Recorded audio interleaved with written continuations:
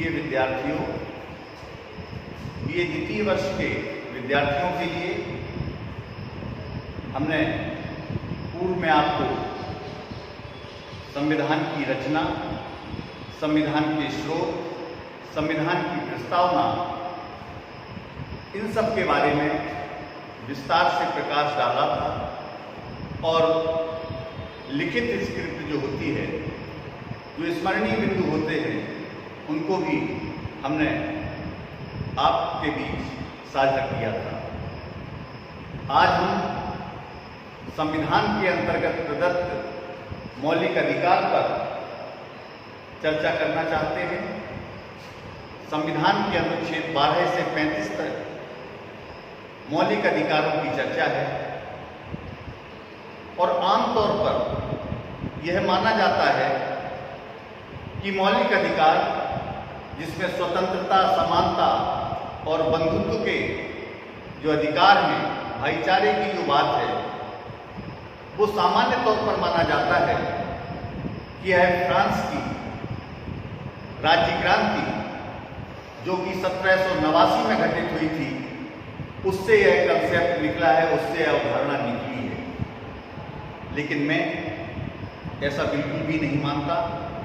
इसीलिए मौलिक अधिकारों की एक व्यापक पृष्ठभूमि को मैं आपके समक्ष प्रस्तुत करना चाहता हूं और आपसे संवाद के साथ साथ मैं 3 लेख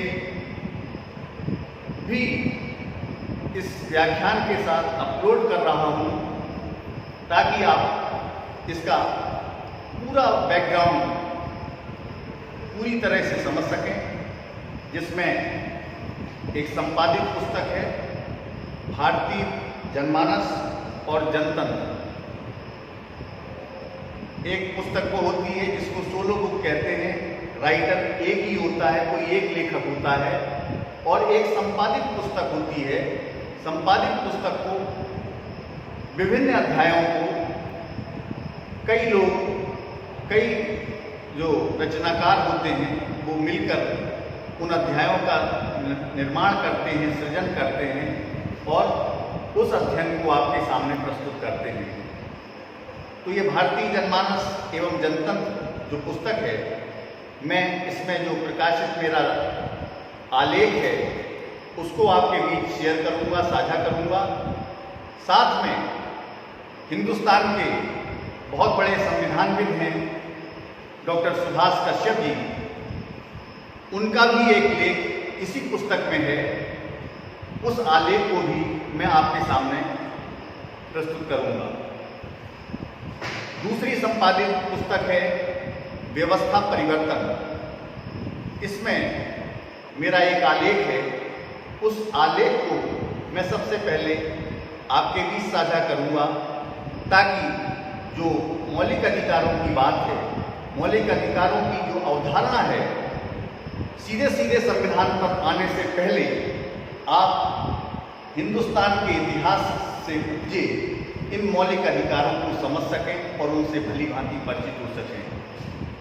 1789 की फ्रांसीसी क्रांति में यह बात सही है कि स्वतंत्रता, समानता और बंधुत्व का नारा दिया गया था।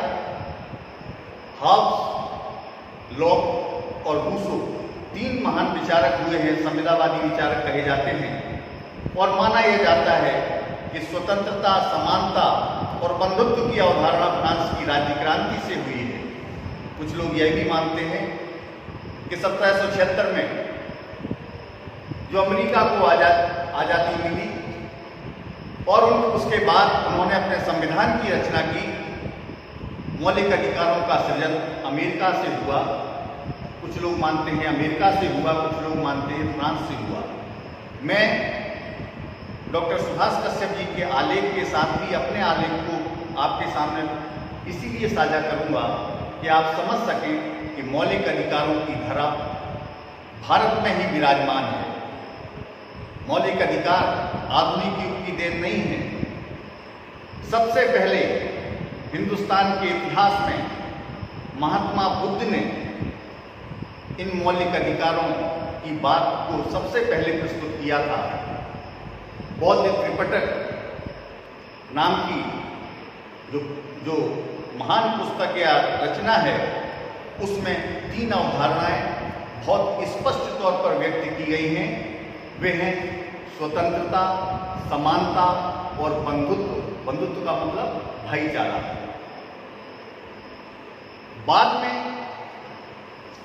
फ्रांस की राज्य क्रांति में, फ्रांस के संविधान में भी इन तीनों अवधारणाओं को शामिल किया गया।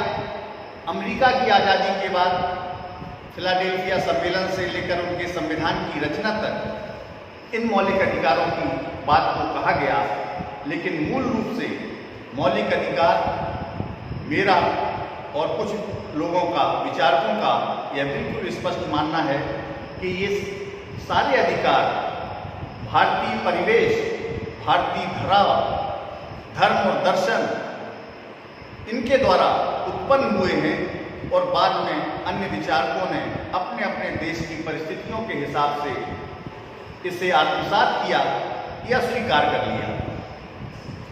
मौलिक अधिकार सबसे पहले भारतीय संविधान के अनुच्छेद 14 की मैं व्याख्या करूंगा। आप चाहें तो टेक्स्ट बुक पढ़ें, अध्ययन करें, नहीं तो संविधान की जो अच्छी पुस्तकें मानी जाती हैं उसमें डी.डी. बसु और सुभाष कश्यप का नाम आता है, जिन्होंने भारत के संविधान की विस्तृत विवेचना की है। एक बात और स्पष्ट करना चाहूँगा कि इन दोनों ही पुस्तकों को मैंने खुद भी पढ़ा है, अध्ययन किया है। इसकी हिंदी थोड़ी बड़ी क्लिष्ट है, हो सकता है कि आपको समझने में थोड़ी सी परेशानी हो। तो एक तीसरा विकल्प मैं आपके सामने रख रहा हूँ।